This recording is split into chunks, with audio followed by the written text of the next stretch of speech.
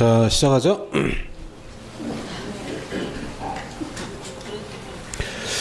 자, 행위 제한 보고 있는데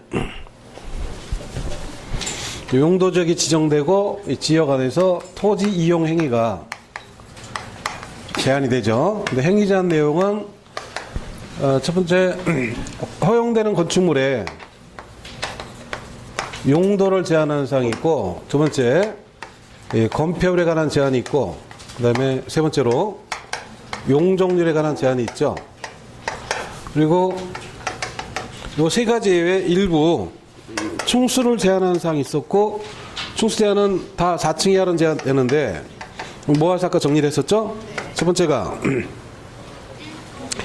일종 일반 주거지역에서 4층 이하, 두 번째 녹지지역 세 군데 모두 보존녹지, 생산녹지, 자연녹지가 모두 4층 이하, 세 번째 관리지역에서 계획관리, 생산관리, 보존관리 모두 다 4층 이하로, 그 다음에 용도지구 중에서 그렇죠, 자연 취락지구에서 건축할 수 있는 건축물이 4층 이하로 제한되는 사항이 있었죠. 이 건축물의 용도에 관한 사항은 워낙 복잡해서 생각을 하는 거예요.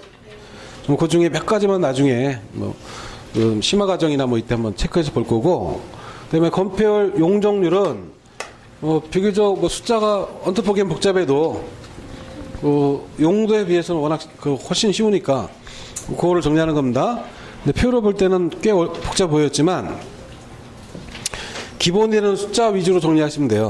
일단 건폐율부터 보면 주거지역 건폐율, 그 중에 일종 전용 주거지역 건폐율이 50이에요. 50. 그리고 용적률은 일정 전용 주거지역 용적률 최대가 그건 100입니다. 이걸 두 개를 기준으로 일종 전용 주거지역 건폐율 50, 그다음에 일종 전용 주거지역 용적률 100, 이걸 기준으로 나머지 정리하시면 돼요. 일종 전용 주거지역이 단독주택 중심의 양호한 주거 환경 안에요. 그럼 일반적인 단독주택 생각해 보면요, 이렇게 대지가 이렇게 있고 여기다 건물을 단독주택을 지은 거 아니에요. 근데 일반적인 단독주택 보면 마당이 있잖아. 일부는 마당으로 쓰고 일부는 건물을 짓는데 사용하고. 그러니까 직관적으로 딱 봐도 반은 마당, 반은 건물, 이 정도 개념으로 짓겠죠. 그래서 반은 마당으로 쓰고 여기는 나머지 반에다가 집을 졌어요. 그러니까 건폐율이 얼마가 돼? 50%가 되죠. 이렇게 주택을 이렇게 졌어. 그러니까 건폐율이 50이고 나머지 여기 이제 건물 지은 거 아니에요. 근데 단독주택 지을 때 보면 보통 1층저, 2층저? 2층짜리 주로 있잖아. 2층으로 이렇게 지었어요. 그랬더니 용적률이 얼마가 돼? 100이 되죠. 건폐율은 50으로 해서 건축했고 요 반이 위로 올라간 거니까 용적률은 100. 이 형태 생각하시면 돼요. 일반적인 단독주택 생각하면서 일종 전용 주거지역 건폐율은 50이다. 건폐율 50. 용적률은 100이다. 이걸 기준으로 이제 나머지를 정리를 하시면 되는데, 일종 전용이 50인데 이종 전용 다르게 만약에 여기다가 60 이렇게 정하면 건폐율을 50, 51, 50 이렇게 정하는 아무 의미가 없잖아요. 그러니까 이 구간을 좀 적정하게 나눠야 되잖아. 10% 단위 이렇게 나눠야 알기 쉽잖아요. 그래서 만약에 일종 전형이 50이니까 이종 전형은 그거보다 높게 60 이렇게 정해버리면 일종 일반은 더 높은 70이 될 거고 80이 될 거고 90, 100이 되는데 건폐율은 100이라는 건 있을 수가 없다 그랬잖아요. 그러니까 이거를 종별로 나눌 수가 없어요. 종별로 못 나누고 전형은 일종, 이종 구분 없이 50 이렇게 정한 거고 일반은 그럼 얼마가 돼요? 60이 되는 거고 준주거는 70. 그래서 건폐율은 굉장히 쉬워요. 전형, 일반, 준주거인데 전형이 50이다 이것만 알면 일반은 당연히 60 될 거고 준주거는 70이 되겠다. 쉽게 기억할 수 있죠. 중요한 거는 전형 주거지역 건폐율 50이다. 이걸 기억하는 게 중요하죠. 그것도 단독주택 생각하면 뻔하잖아. 반은 마당이고 반은 건물지니까 건폐율 50% 되겠다. 쉽죠? 그러니까 요거 기억하면 되고, 다만 3종 일반 요거는 50으로 낮춰놨어.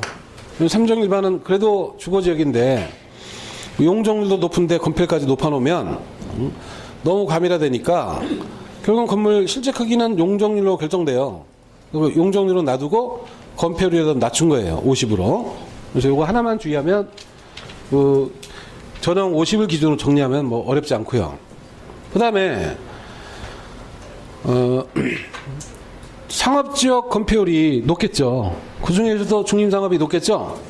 중림상업이 가장 높은 건폐율 그게 얼마예요? 90. 중심이 90이니까 일반은 그렇죠. 90보다 낮으면 80이 될 거고 근리는 70이 되겠죠. 이거 순서대로 그냥 배분한 거예요.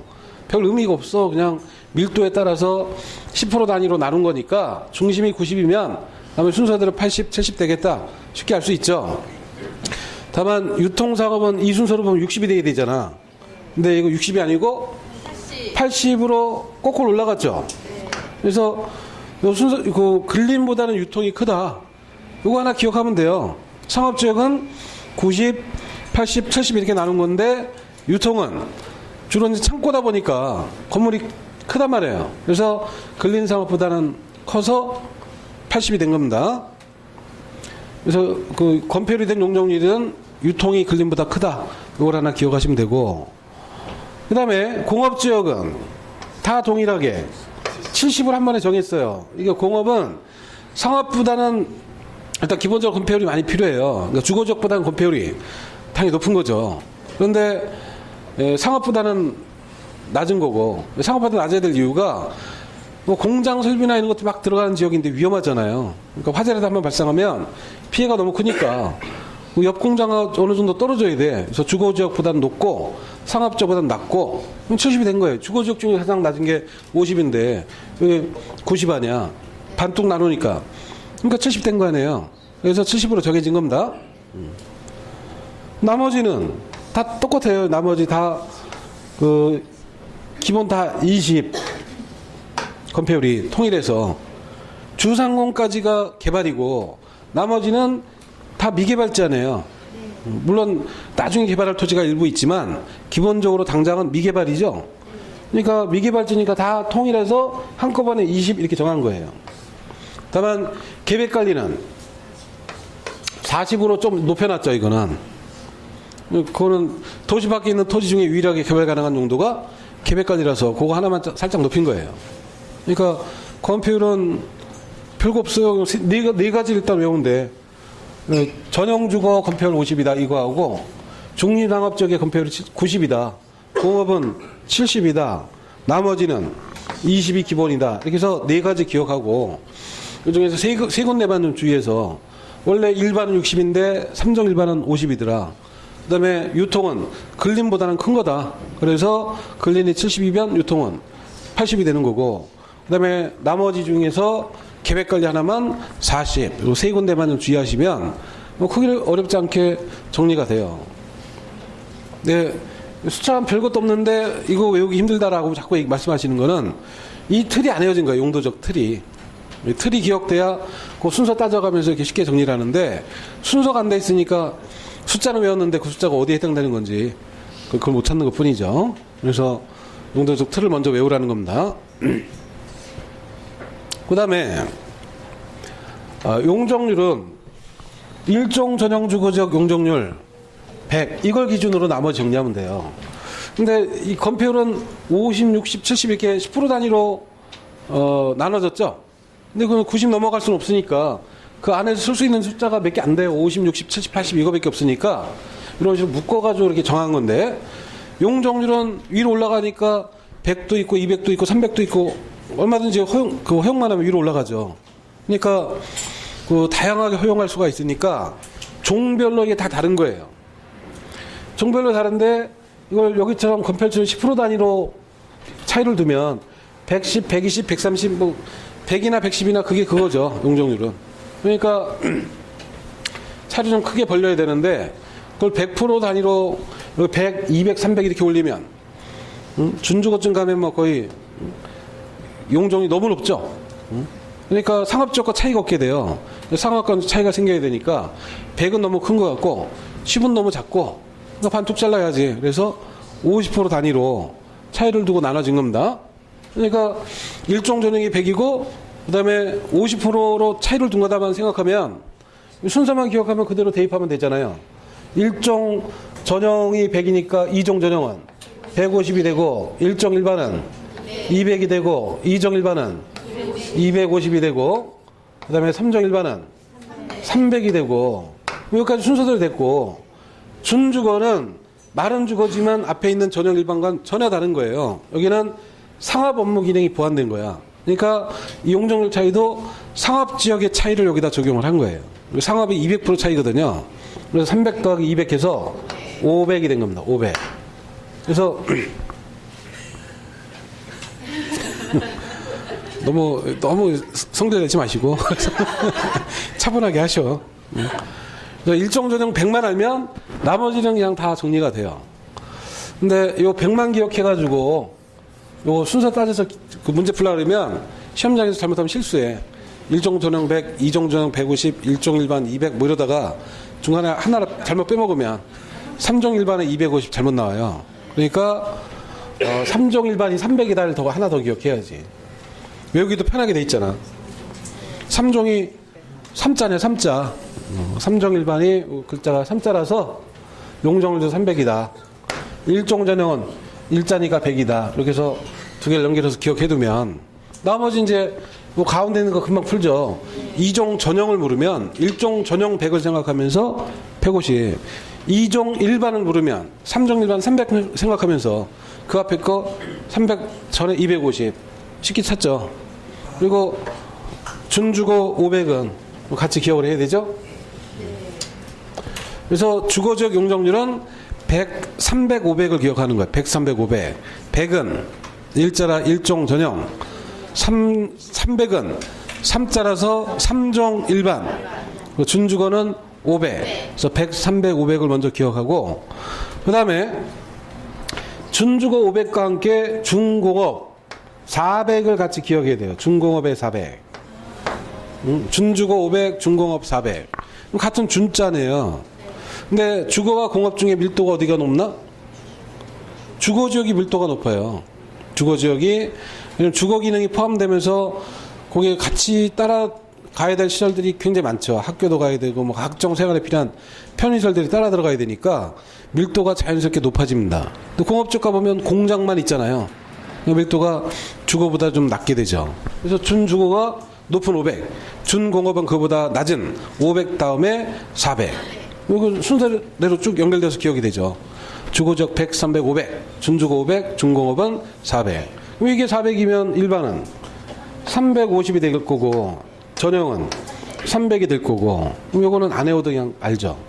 그 다음에 상업지역 용적률은 중심상업이 가장 높아요. 근데 우리나라에서 사용되는 최대 용적률 1500. 그러니까 당연히 1500이 중심상업에서 허용되고 그 다음에 나머지는 점점 낮아지는 거 아니에요. 근데 여기는 차이가 얼마예요? 200. 50을 여기다 적용하면 차이가 없으니까 차를 좀 벌려서 200% 차이를 둔 겁니다. 1500 다음에 일반은 1300이 되는 거고 그 다음에 1100, 900이 돼야 되는데 아까 유통과 근린 중에 뭐가 크다 그랬죠? 유통과 근린 중에 뭐가 커? 유통이 크다 그랬잖아. 그러니까 유통이 큰 1100이 되는 거고 그 다음에 근린이 900 이 순서가 된 거예요. 200% 차이인데 요 순서 바뀐 거 요것만 주의하시면 여기도 숫자 뭐 복잡해지면 주거 100, 300, 500 중공업 400 중리상업 1500 이거 하면 나머지는 그 순서 따져서 그냥 찾으면 다 풀려요. 그 다음에 나머지 모아서 전부 다 통틀어서 80 이렇게 된 겁니다. 80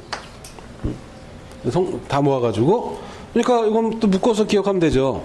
주상공을 제외한 지역의 건폐율 용적률 건폐율은 20 용적률 80 묶어서 2080 하네요. 2080 2080 어디서 많이 들어봤잖아. 치약 있잖아. 치약 중에 2080 있죠. 치약이 싫으시면 2080 법칙이라고 있어. 2080 법칙 모르면 2080 2080 법칙 알면 2080 그리고 2080 법칙이라고 20%가 80% 먹여 살린다 뭐 이런 법칙이 있어요. 그래서 그 사람 사는 사회도 그렇고 뭐 동물들도 그렇고 뭐 실험해보면 막 그런 법칙들이 보여. 뭐 실험도 여러 가지로 뭐 쥐 갖고 실험한 것도 있고 개미 갖고 실험한 것도 있고 막 실험을 해서 뭐 먹이 주는 실험을 이렇게 해요. 그래서 그 쥐들을 물 속에다가 그 풀장 같은 데 넣어놓고 거기다가 섬을 하나 만들어놔. 그러면 쥐들이 물에서 헤엄치고 놀 수는 없으니까 섬에 올라가서 살 거 아니에요. 거기다 먹이를 주는데 섬에다 먹이를 주는 게 아니라 헤엄쳐서 먹이를 물고 와야만 되는 장소에다가 먹이를 줘. 쥐를 10마리 풀어놓으면 먹이를 10마리가 다 가서 물고 오는 게 아니고 2마리만 꼭 간대. 2마리만. 그래서 항상 근데 그 가는 2마리가 정해져 있어요. 먹이 물러 가는 2마리가 항상 정해져 있어. 그래서 처음에는 쥐도 게으른 쥐가 있고 부지런한 쥐가 있구나 이렇게 생각을 했어요. 그래서 그런 식으로 실험해가지고 이제 부지런한 쥐들이 이렇게 선별이 되잖아요.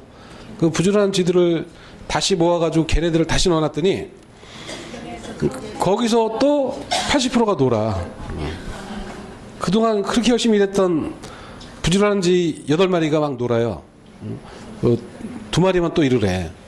그렇게 해서 선별된 2마리들을 또 모아.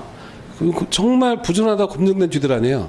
또 모았더니 그 10마리 놀면 또 8마리가 놀아. 그래서 80%가 항상 놀게 돼 있어. 그러니까 원래 그런 거예요. 놀면서 너무 죄책감 가질 필요 없어. 20%가 열심히 일하는 거고 나머지 80%는 노는 거예요. 그래서 그 뭐 기업에서도 핵심 인재 뭐 육성한다고 막 그러잖아. 그 20%가 나머지 먹여 살린다 막 이러면서. 그래서 그 핵심 20%가 열심히 일할 거니까. 그래서 그 2080 법칙이 있어요. 그래서 그 2080 법칙을 생각하든 아니면 뭐 2080 치약을 생각하든 2080 치약 생각을 했더니 뭐 7080을 자꾸 떠올리셔. 7080은 무슨 가요 프로그램이고 어떤 분들은 2580 그러던데 그건 그 시사 프로그램이고 2080이에요. 2080. 근데 여기서도 용적률이 미개발진 기본이 다 80인데 100%가 3개가 있어요. 첫 번째 계획관리가 컴필도 높고 용적률도 조금 높게 100%로 허용이 됩니다. 도시 밖에서 그나마 계획관리 하나가 개발 가능하잖아요. 그래서 컴필도 조금 올린 거고 용적률도 조금 높인 거예요. 그 다음에 녹지가 건폐율은 20%다 제한됐지만 자연 녹지가 사실상 개발 가능한 토지라 그랬잖아. 그러니까 용적률 좀 높여야죠. 100으로. 그 다음에 생산 녹지가 농업 생산 때문에 당장 개발하지 마라라고 유보시켰지만 사실상 개발하기 쉬운 토지예요. 그래서 건폐율은 낮았지만 용적률은 100%로 좀 높인 거예요. 그래서 기본은 80인데 100% 3개, 계획관리, 자연녹지, 생산녹지를 같이 기억하셔야 되죠. 그래서 여기까지가 건폐율 용적률에 관한 제한 내용입니다. 그래서 좀 처음엔 어렵겠지만 용도적 틀을 외우고 나서 그 기본이 되는 숫자 몇 가지 대입해서 확실히 외우고 나서 좀 한번 정리를 해보면 생각보다 좀 쉽게 정리가 돼요. 그래서 할 때 한숨 쉬지 마시고 일단 틀부터 외우란 말이에요. 틀부터 외우고 나서 숫자를 이렇게 대입해보면 다 돼요. 지금까지 제가 수업하면서 이거 못 외운 분들 못 봤어. 이게 시험에 나와요. 다음 중 그 건폐율에 관한 연결이 잘못된 것 이렇게 나와. 그래서 그 여기 있는 걸 쭉 나열해가지고 일종 전형주기적 건폐율 50 이걸 이렇게 나열해서 낸다니까. 그 문제가 나오면 모의고사 보면서 풀면서 뭔 생각하냐면요. 이런 것만 나왔으면 얼마나 좋을까 이러면서 풀어. 응? 네. 그러니까 그래서 외운 대로 바로 풀리는 거니까 확실하게 좀 외워두시고. 그래서 그 행위잔에 관한 내용들 봤는데 여기에 또 특례가 있어요. 그 용도 지역 안에서 행위잔에 관한 특례사항들. 그 특례가 보면 좀 복잡해요. 일단 그 디귿번에 보면 108페이지 디귿번에 건폐율 용적률 특례로서 그 109페이지 그 특례상의 건폐율에 관한 특례가 나오고 용적률 특례가 나오죠. 그리고 넘겨보면 110페이지의 강화 완화에 관한 내용들이 박스 안에 너무 많네. 113페이지까지 엄청 많죠. 그래서 이거 하면 지금 이것도 괴로워 죽겠는데 지금 이거 다루면 골치 아파져. 그래서 일단 넘어가요. 요 중에 한두 개 나중에 챙겨볼 게 있는데 나중에 보도록 하고, 113페이지로 가면 가로 3번에 건폐율 용적률뿐만 아니라 전체 행위자에 관한 특례, 앞에서 건축물의 용도에 관한 또 건폐율 용적률, 이 전체적인 특례가 또 하나 있어요. 그래서 그 박스 안에 보면 1번에 용도지역 미지정 미세분지역에서 행위제한, 거기다가 별표를 하세요. 이게 지문에 굉장히 자주 들어가요. 용도지역이 지정이 안 됐을 때, 또는 세분에서 정해지지 않았을 때, 즉 아무것도 정해지지 않았어. 도시인지 관리인지 농림인지 자연환경 보전적인지 용도지역이 아예 정해지지가 않았어요. 용도지역이 정해져야 그 안에서 행위제한이 정해질 텐데 지정된 게 없으니까 행위제한 뭘 적용하는지가 이제 문제가 되죠. 이때 뭐를 적용할까요? 도시인지 관리인지 농림인지 자연환경 보전적인지 지금 지정이 안 돼 있어. 그러면 행위제한을 적용하면서 뭐를 적용해야 될까? 관리를 적용해? 관리도 애매한 건데, 이게 지정이 안 됐을 때는 행위제한이 가장 센 거를 일단 적용을 해요. 행위제한이 가장 센 거. 자연환경 보전적을 일단 적용을 해야죠. 지금 아직 용도적이 정해지지 않은 토지인데 도시적에 관한 행위제한을 적용해버리면 다 개발해볼 거 아니야. 나중에 알고 보니까 거기는 토지 특성이 자연환경 보존하는 게 맞았어요. 되돌릴 수 있어요? 못 돌리죠. 그러니까 일단 행위제한이 가장 강한 자연환경 보전적 이 제한을 적용해서 이 범위 내에서 토지 이용하다가 나중에 보니까 거기는 도시가 맞는 것 같아. 그럼 도시로 새로 용도적 지정하면 되잖아요. 그러니까 지정이 안 됐을 때는 행위제한이 가장 센 거 자연환경 보전적을 적용합니다. 관리적으로 지정됐는데 세분이 안 됐어. 이 중에 가장 센 게 뭐예요? 보전, 관리, 이걸 적용하는 겁니다. 도시로 지정됐는데 주거인지 상업인지 공업인지 녹진지가 아직 안 나눠졌어.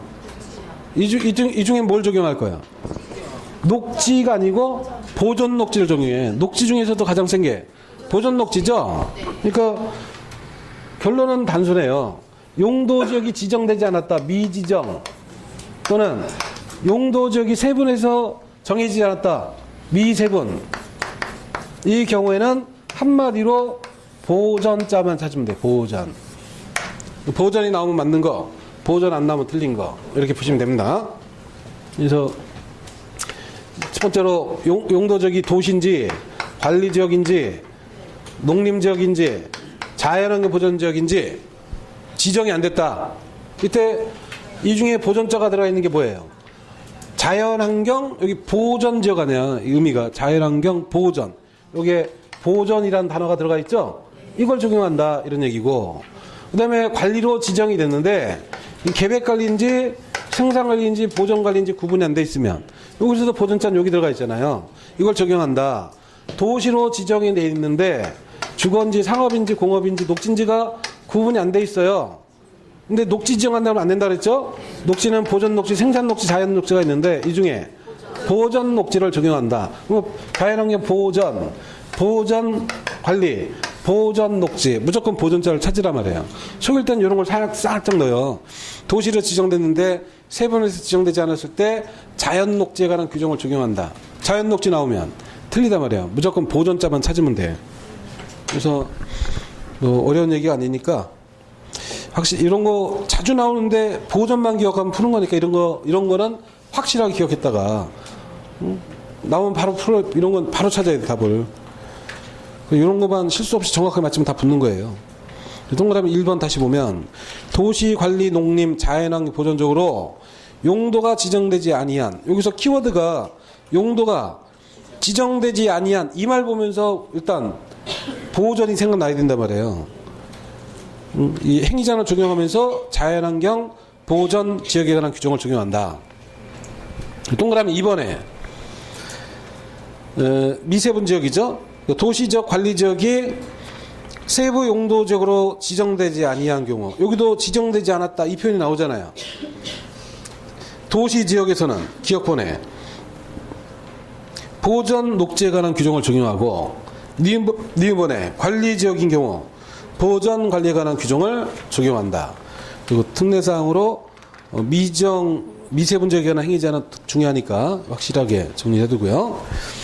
그 다음에 뒤에 도시적인 적응배제사항이 또 있는데 이것도 뭐 지금은 중요한 거 아니니까 넘어가고, 다음 용도 지역을 받고 이제 114페이지 2절의 용도 지구입니다.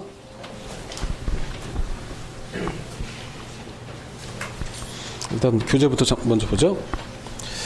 자, 용도 지구는 그 의미는 토지 이용 건축물의 용도 건폐율, 용적률 높이 등에 관한 용도 지역의 제한을 강화 완화해서, 그러니까 용도 지역에 의한 제한이 건축물의 용도, 건폐율, 용적률 이게 정해져 있었는데 그 제한을 강화 또는 완화 적용해서 용도적 기능 증진, 그다음에 경관 미관 안전 뭐 이런 걸 도모하겠다. 용도 지역으로는 효율적 이용을 위해서 지정을 했지만 용도적 아무리 지정해도 건축물의 경관을 보호하거나 미관을 유지하거나 이런 게 안 됐죠. 그거를 위해서 용도 지구를 다시 정하는 거예요. 그다음에 네모 1번에 용도 지구 지정의 가로 1번의 내용 보면 국토부 시도의사 대도시장은 다음 각호 어느 하나에 해당하는 용도지구 지정 변경을 도시군 관리구로 결정한다. 이게 내용 표현이요. 용도 지역에서 그 표현이나 다를 바가 없어. 76페이지 다시 가가지고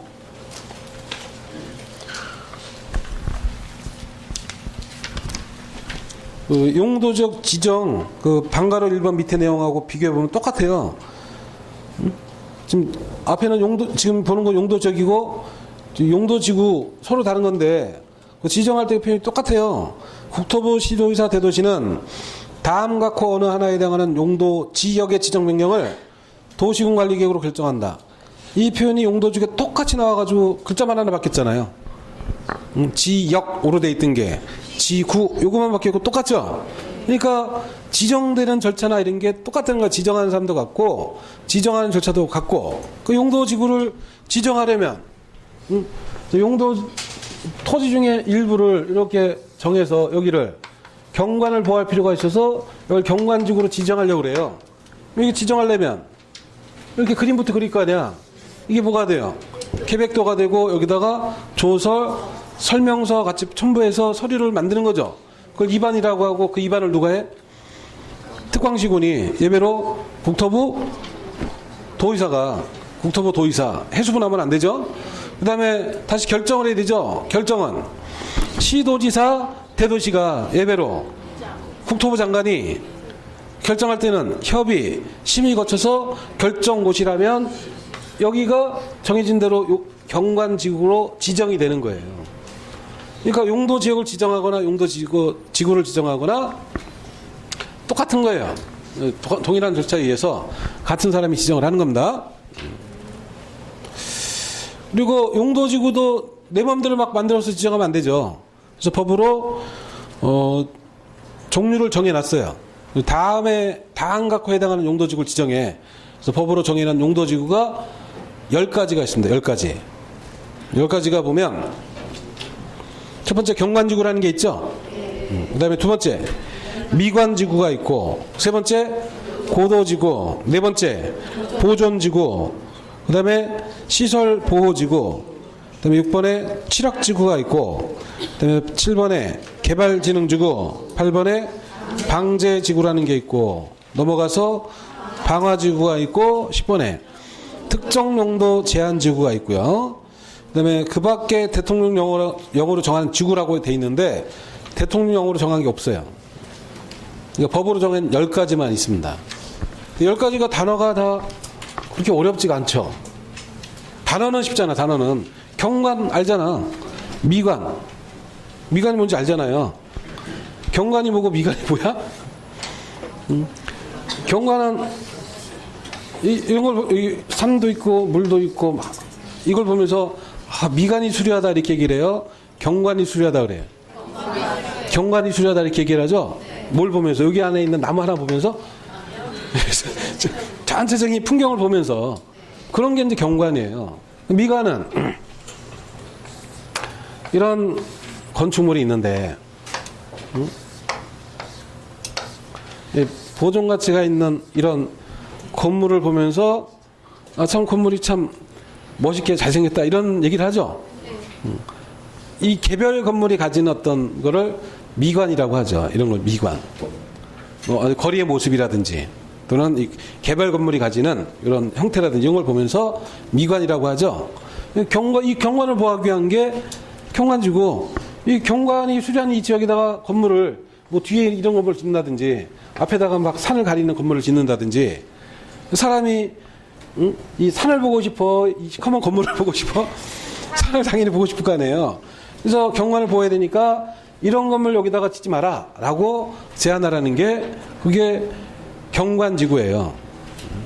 이런 경관도 있고 이 물과 관련된 경관도 있는 거고, 또 시가 자체가 건물이 이런 식으로 모든 건물이 도시 안에 똑같은 형태로 건축이 돼 있어.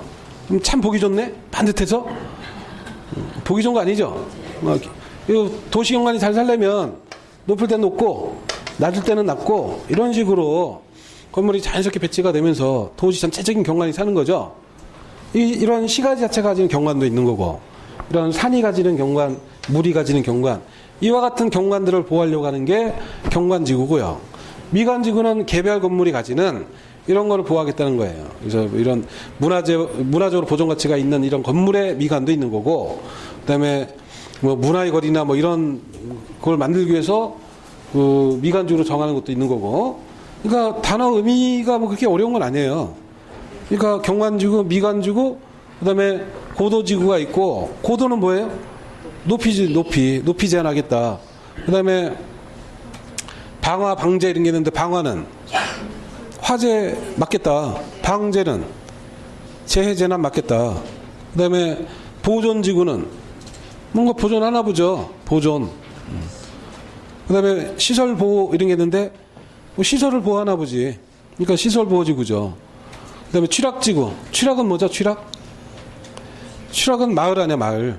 근데 이게 계획적으로 조성된 지역이 아니라 자연 발생적으로 주택들이 모여서 마을을 형성한 거죠.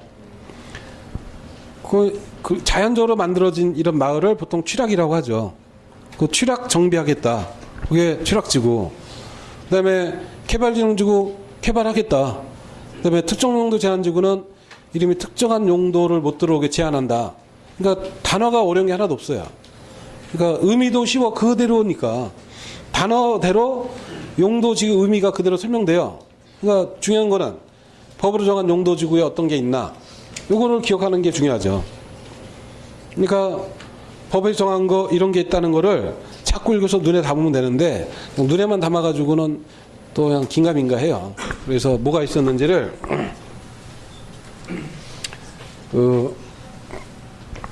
두문 짜서 또 외워야지.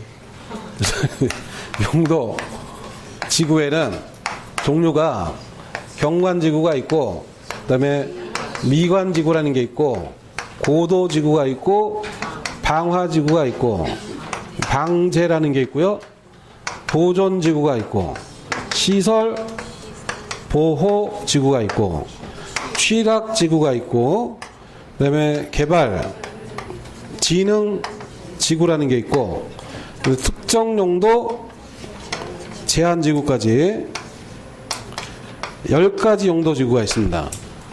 지금 교재에 써있는 순서가 좀 다른데 법에 있는 순서가 이 순서예요. 뭐 세분되는 것과 아닌 걸 나눠가지고 인위적으로 좀 섞어놓은 건데, 또 지역으로 써놨대? 지구. 용도지구. 그래서 용도지구가 현행 용도지구가 10개니까 뭐가 있는지 없는지 뭐 단어가 어려운 게 없잖아요. 그래서 요 기억만 하면 쉬운 이렇게도 나와요. 다음 중 국토개법에 따른 용도지구 아닌 것. 1번 경관지구, 2번 미관지구, 3번 고도지구, 4번 방제지구, 5번 택지개발지구. 5번 지금은 금방 치잖아. 근데 이거를 안 해놓으면 택지개발지구도 분명히 여기서 봤거든요. 또 국토계획법에서. 그러니까 속아. 그래서 이거를 가능한 한 외우는 게 좋은 거죠. 그래서 두 번째 따서 그냥 경미, 고방, 방보, 취취, 개트. 그래서 그냥 두 문자로 외워두세요. 경미, 고방, 방보, 시치, 개특. 태정, 태세, 문단세 하듯이 경미, 고방, 방보, 시치, 개특. 그래서 그냥 두 문자로 일단 외워두셔야 돼. 두 문자로 따서 외울 때는 그냥 입에 붙여서 외우는 게 가장 빨라요. 그래서 지난 입문과정 들었던 분들은 웬만큼 입에 붙었어. 그때 몇 번 했었는데 입에 붙어요. 경미, 고방, 방보, 시치, 개특. 그래서 입에 붙여서 외우세요. 입에 붙여서 외울 때는 처음엔 또박또박해. 그리고 이거를 한 번에 하려면 힘들어요. 사람은 네 글자 넘어가는 순간 이미 막 헷갈려. 네 글자 단위로 나눠. 경미, 고방, 방보, 시치, 개특.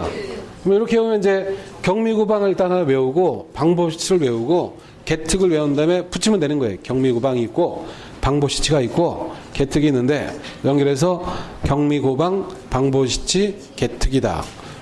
붙이는 거 쉽잖아요.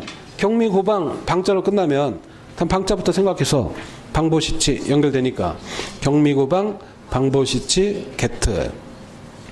뭐 그러면 되는 거를 이걸 또 뭐 경미가 술에 취해가지고 방방 뜨다가 이러면서 이제 막 스토리로 외우셔. 근데 그게 스토리로 외운 게 이제 방방 뜬 다음에 어떻게 되는지 몰라 이제. 거기까지 기억나는데 술 취하면 까먹거든 사람들이. 그래서 뭐 그럴 필요 없이 그냥 입에 붙이면 되는 거죠. 그냥 경미, 고방, 방보, 시치, 개특 입에 붙여서 이렇게 외우시고, 그 다음에 경원, 경관, 미는 미관, 고는 고도, 방은 방화, 방은 방제, 보존, 시설보호, 취락, 개발지능지구, 특정용도 제한지구. 의미는 그대로 되는 거 아니에요. 경관지구는 경관보호, 미관지구는 미관의 유지, 고도는 높이, 방화는 화재 위험 예방, 방제는 재해 예방, 보존은 보존하는데, 이 보존이란 말과 보호라는 말은 구별을 해야 되죠. 보존은 이게 보존이 아니에요. 보존. 그러니까 남겨놓자 이런 거죠. 잘 보호해서 후손대대로 길이길이 남겨놓자라는 게 보존의 의미죠. 그렇게 길이 남길 필요 있는 대표적인 게 문화재 같은 거죠. 문화재. 또 국방상으로 중요한 시설물, 이것도 잘 보존이 돼야만 국가안보가 계속 대대로 문제 없는 거죠. 중요시설물. 그 다음에 생태적으로 보존 가치가 큰 지역, 생태계, 이런 것도 잘 보호가 돼야 되죠. 그래서 이런 거를 잘 보존하자라는 게 보존지구예요. 그래서 보존의 의미만 생각하면 문화재부터 쉽게 생각나죠. 그 다음에 시설 보호는 말 그대로 시설이 가지는 기능을 보호하겠다라는 겁니다. 그 시설이 네 가지 시설이 있어요.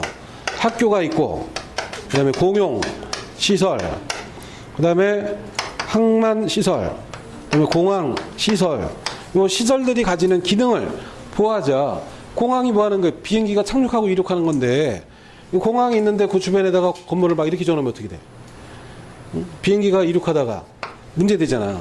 그러니까 이 공항이 가지는 기능 보호를 위해서 주변을 제한하는 거예요. 공항시설 보호지구니까 이런 거 안 된다라고 제한을 하는 거죠.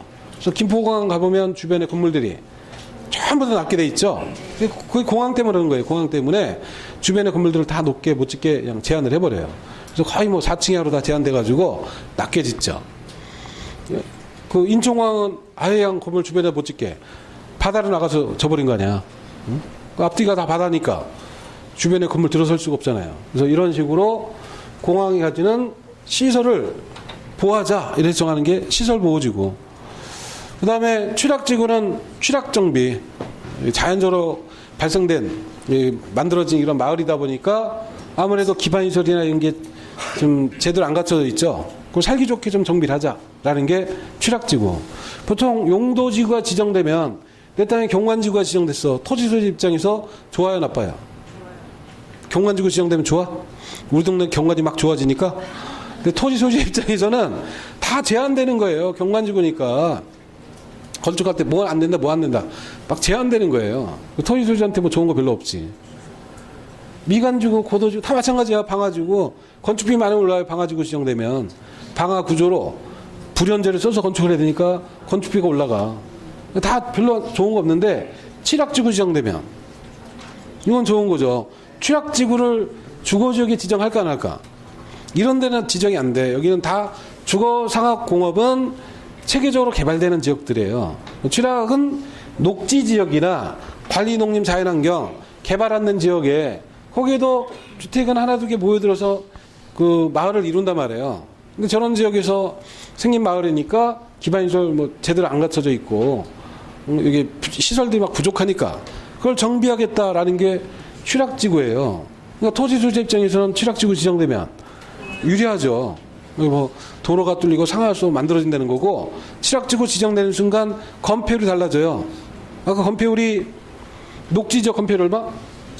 20이었잖아요. 어디 갔어? 여기 20이 다 적용됐죠? 근데 취락지구로 지정되는 순간 건폐율이 60으로 바뀌어요. 60으로. 그러니까 얼마나 좋아. 그죠?